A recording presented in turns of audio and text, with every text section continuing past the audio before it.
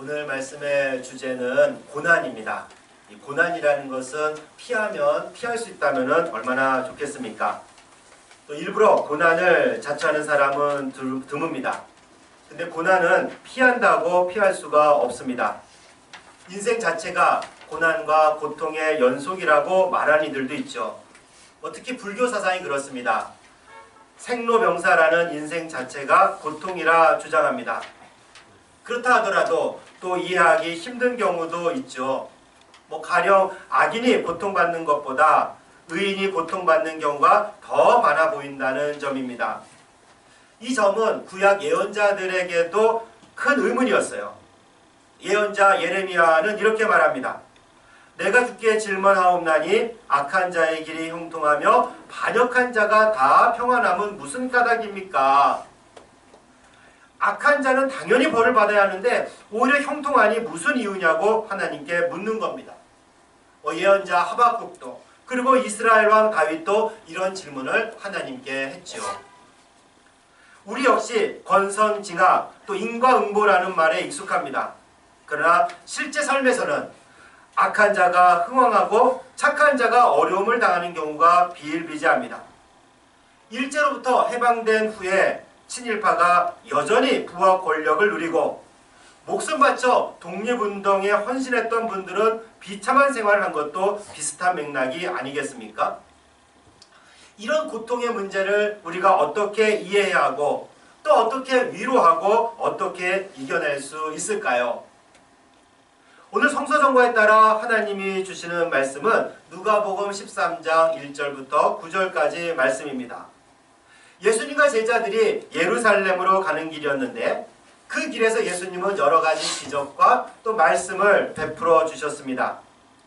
그런 중에 어떤 사람들이 와서 예수님께 말했어요. 우리 1절 말씀을 함께 봉독하겠습니다. 1절 말씀입니다. 그때 마침 두어 사람이 와서 빌라도가 어떤 갈릴리 사람들의 피를 그들의 제물에 섞은 일로 예수께 아뢰니. 빌라도는 당시 로마에서 이스라엘로 파견된 총독이었습니다. 그는 그리 선한 사람이 아니었어요. 한 번은 이런 일이 있었습니다. 빌라도 총독이 갈릴리에서 예루살렘에 온 유대인들을 학살한 사건이 있었어요. 그 사람들의 피를 제물에 섞어서 하나님께 드리는 일이 벌어졌습니다. 얼마나 잔혹하고 불경한 일이겠습니까?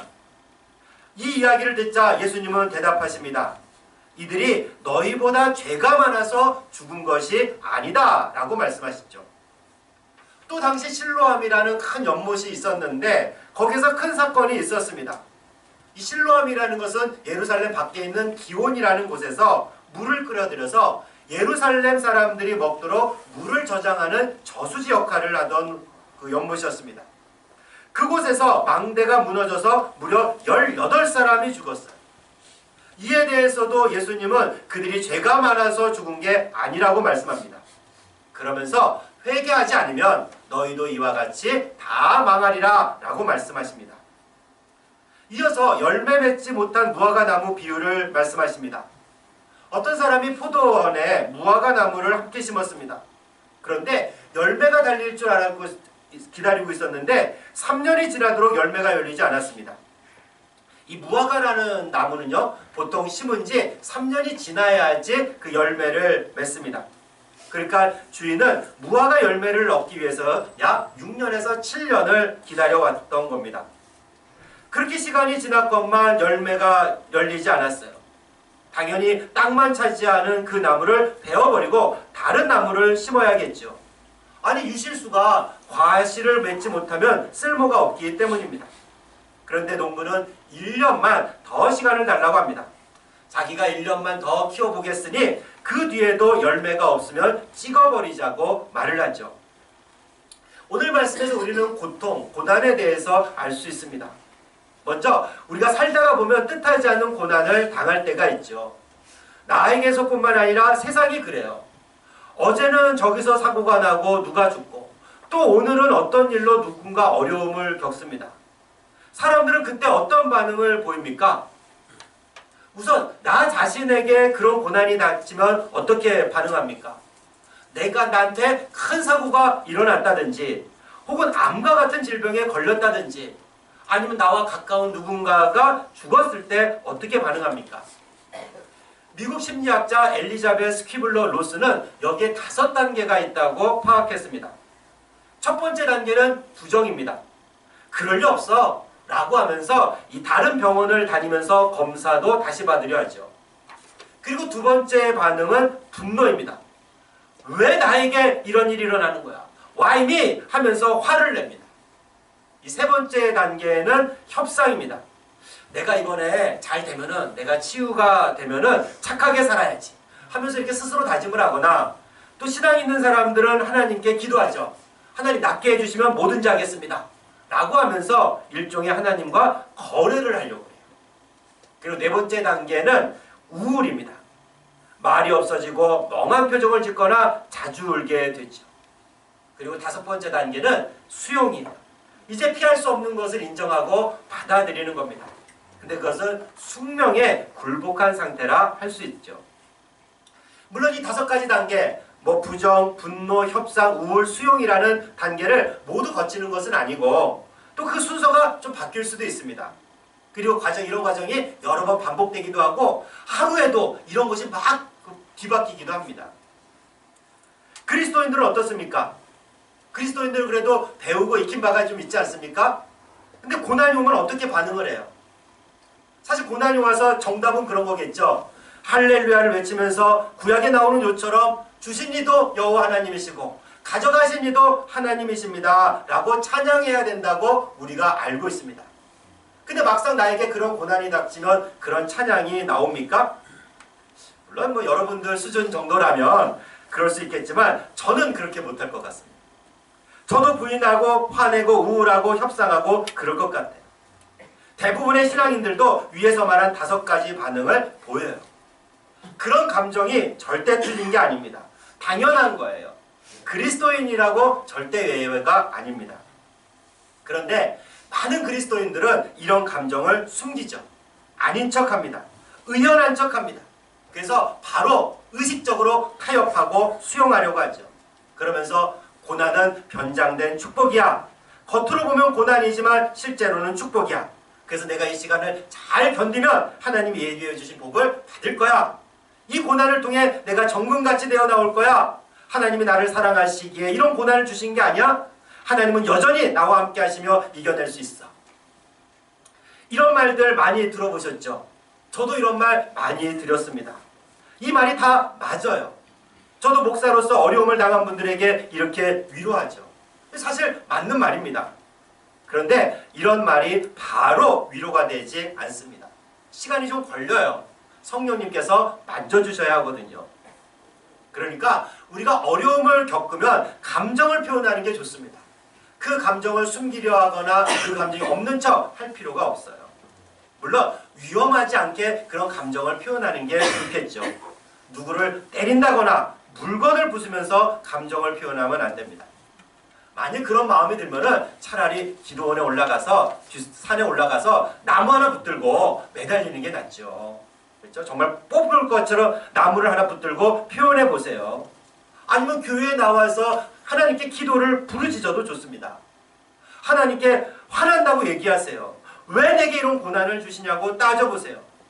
그럼 하나님이 아니 너 감히 나에게 이럴 수 있느냐 하면서 더 큰 고난을 주시겠습니까? 우리 하나님은 그렇게 째째한 분이 아닙니다. 그냥 참고 있다가 그게 좋은 신앙인 줄 알고 참다 보면 더 안 좋은 결과를 가져오기도 해요. 하나님께 표현하십시오. 아프다고, 왜 나냐고, 내가 뭘 잘못했냐고 하면서 충분히 표현하십시오. 반면에 고난에 대해서 우리가 조심해야 될 것이 있습니다. 특히 타인의 고난을 바라볼 때입니다. 하나님의 말씀으로 위로하고 또 함께 기도하고 또 들어주고 공감하는 일은 매우 중요한 일이죠. 근데 앞에서 그렇게 한 다음에 뒤돌아 나오면서 그런 사람을 보고 난 건강해서 얼마나 다행인지 몰라. 난 저런 고난이 없어서 얼마나 감사한지 몰라. 이런 반응은 사실 조심해야 될 반응입니다. 지난 10일에 3월 10일에 에티오피아를 떠나 케냐 나이로비로 가던 비행기가 추락했어요. 그래서 157명의 승객과 승무원 전원이 죽는 사고가 있었습니다. 그런데 그 다음날 기사를 보니까 2분 늦어서 그 비행기를 타지 못한 사람이 한 사람 있었어요. 그리스 사람인데 안토니스 마블로폴로스라는 사람인데 그 비행기를 정상적으로 탔으면 죽었겠지만 늦는 바람에 목숨을 구한 거죠. 그는 그 다음날 자신의 페이스북에 이렇게 썼습니다. 내 행운의 날이라는 글을 올렸어요. 이 뭐가 문제인지 아시겠습니까? 난 안 죽어서 정말 다행이야 라는 말이 아닙니까? 이렇게 말하면 그 사고로 죽은 사람은 뭐가 됩니까? 심지어 우리 기독교인들 중에서도 이런 것들로 간증하는 분들이 있죠. 나는 하나님의 계시로 뭘 하지 않아서 그런 사고를 당하지 않았어 라고 말하면서 다니는 분들이 있어요. 하나님이 자기를 구해주셨다고 말합니다. 뭐 맞는 말이겠죠. 그러나 저는 그런 말을 들으면 약간 안타깝고 때로는 화가 날 때도 있습니다. 그럼 죽은 사람은 어떻게 되는 겁니까?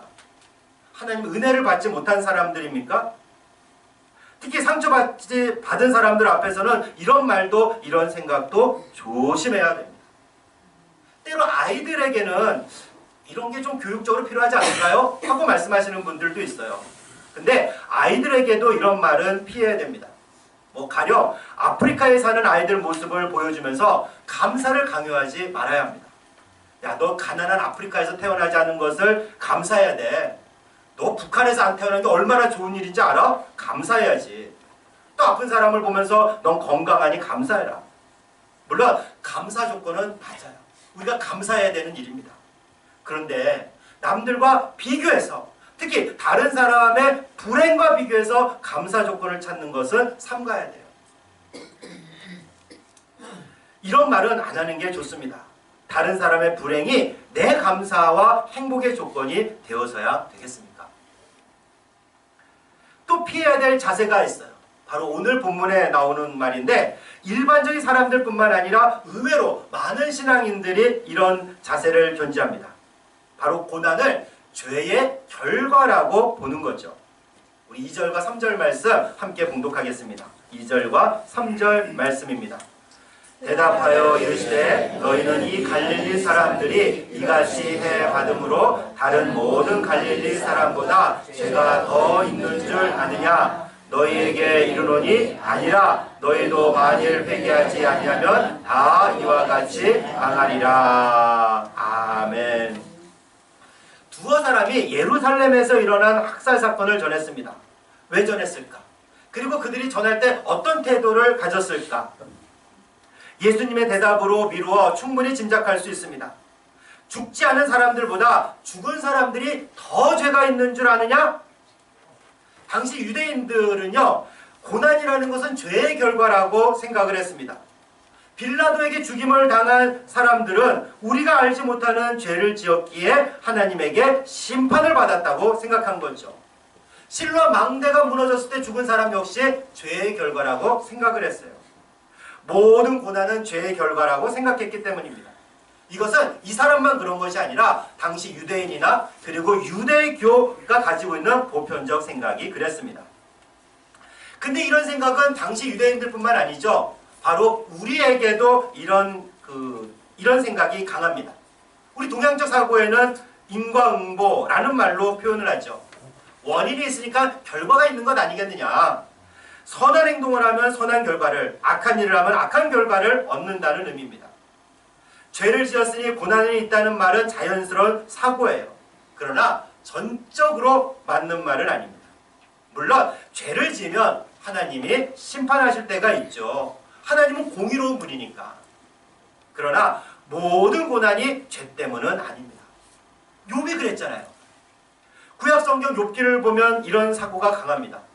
욥은 하루아침에 재산을 잃고 자식들을 잃고 그리고 병도 생기는 고난을 받지 않습니까? 그때 친구들이 와서 위로해 줍니다. 그러면서 하는 말이 뭡니까? 네가 죄를 지었구나. 네가 우리 모르는 죄 졌지? 너 겉으로는 경건하고 착한 척 다 했지만은 죄가 있는 거지. 그렇지 않으면 네가 이런 고난을 받을 리가 없지. 그러니까 너 이 죄를 빨리 고백하고 하나님 앞에 회개. 이런 말을 하는 거예요.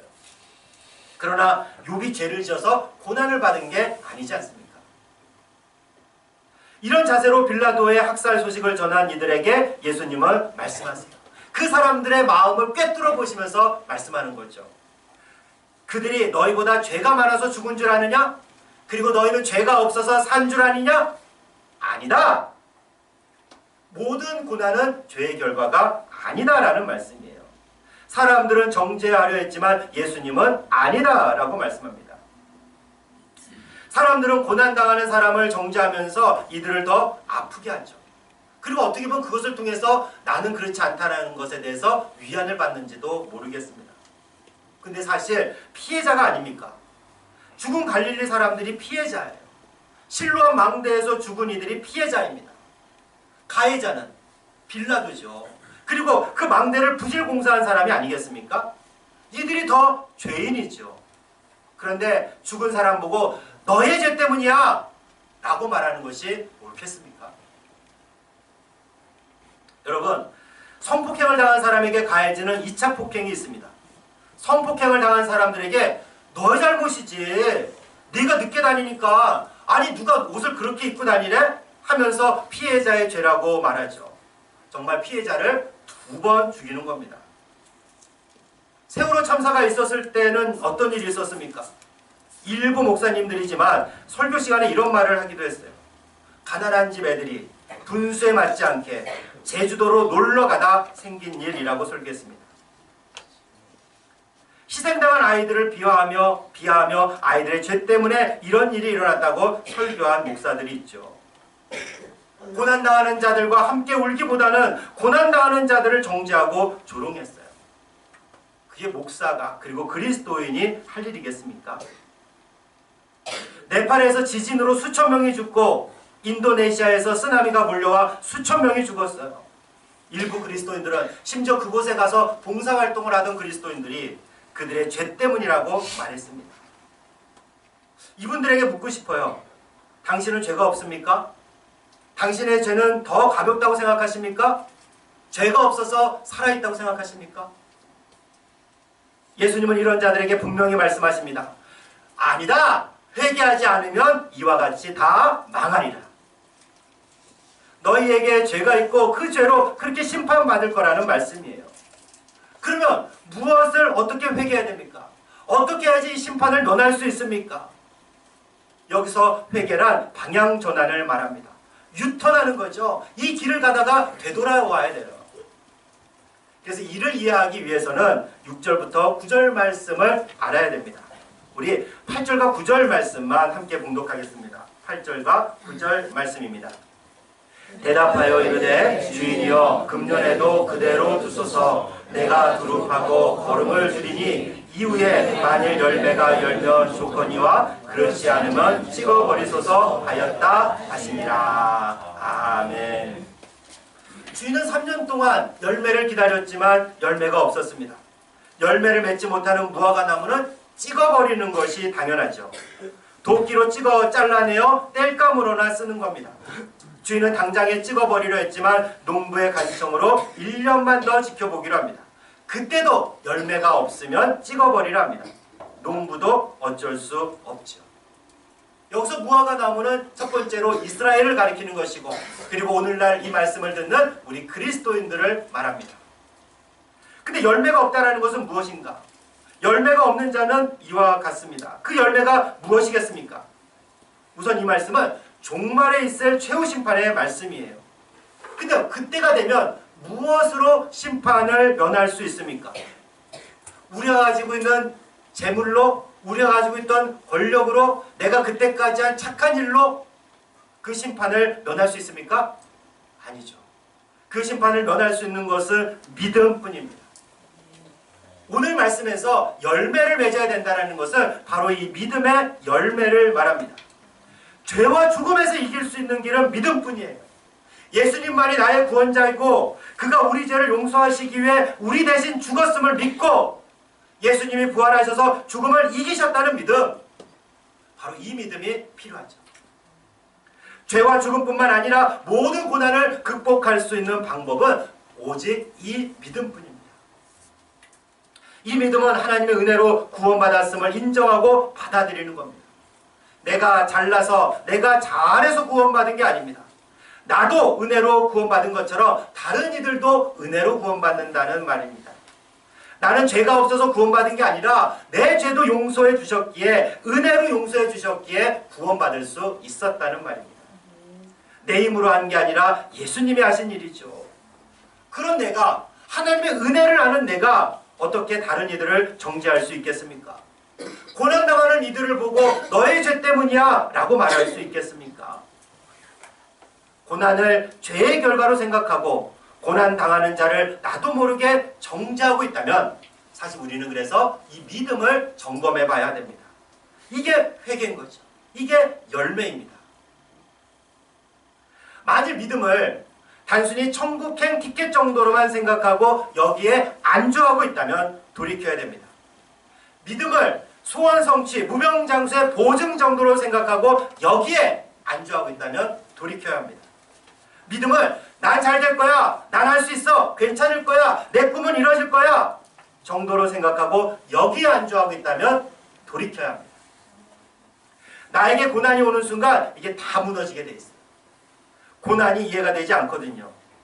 이런 상황에서 옆에 있는 사람이 고난은 변장된 축복이니 고난 후에 정금과 같이 된다고 아무리 말해 주어도 이해가 안 돼요. 위로가 안 돼요. 해야 될 일은 나의 믿음을 점검해야 하는 일입니다. 이런 것들이 틀렸다는 것이 아니라 안주하고 있던 곳에서 방향을 돌이켜야 한다는 그런 뜻이에요. 우리가 돌이킬 때 비로소 하나님의 승리를 깨닫게 됩니다. 요즘 문제 일으키고 있는 그 승리가 아니라 죽음과 죄에서 이기신 하나님의 승리입니다. 죄가 없으신 예수님이 피해자로서 고난당하고 십자가에서 죽으셨지만 죽음을 이기고 부활하셨습니다. 죄와 죽음에서 승리하신 거죠. 이렇게 이미 죽음과 죄에서 승리했는데 무슨 고난이 문제가 되겠습니까? 무슨 고난이기에 내가 계속 절망하고 낙담해 있겠어요? 아무리 큰 질병이나 아무리 큰 가난이나 아무리 큰 재앙일지라도 죽음을 이긴 그리스도 앞에서는 더 이상 문제가 되지 않습니다. 잠시 절망할 수 있지만 이 믿음으로 일어서게 되는 거죠. 또한 돌이킬 때 하나님의 은혜를 깨닫게 됩니다. 나와 같은 자도 은혜로 구원받았는데 고난당하는 자를 함부로 정죄할 수 있겠습니까? 나는 천국행이 확정되었다고 하면서 너는 죄 때문이야, 그곳에서 고난당한다고 정죄할 수 있겠어요? 오히려 피해자에게, 상처받은 자에게, 고난받은 자에게 그들에게 다가가 그들의 이야기를 들어주고 공감하고 회복을 돕는 자가 되지 않겠습니까? 죽어서 가는 천국만이 아니라 이 땅에서도 하나님 나라를 이루어가는 하나님의 일이 아니겠습니까? 이게 믿음 있는 자가 하는 일이죠. 사랑하는 자매 형제 여러분, 이미 죽음을 이기신 예수님에 대한 믿음으로, 하나님 은혜에 대한 믿음으로 고난을 마주 대하십시오. 죽음에서 해방됩니다. 나에게 닥친 고난에서 또 절망 가운데서 일어설 수 있습니다. 타인의 고난을 보면서 정죄하지 않고 그들을 돌볼 수 있어요. 이런 믿음의 열매로 오늘 여기서 하나님 나라에 참여하여 하나님 나라를 경험하고 누리는 여러분과 제가 되기를 주님의 이름으로 축원합니다. 우리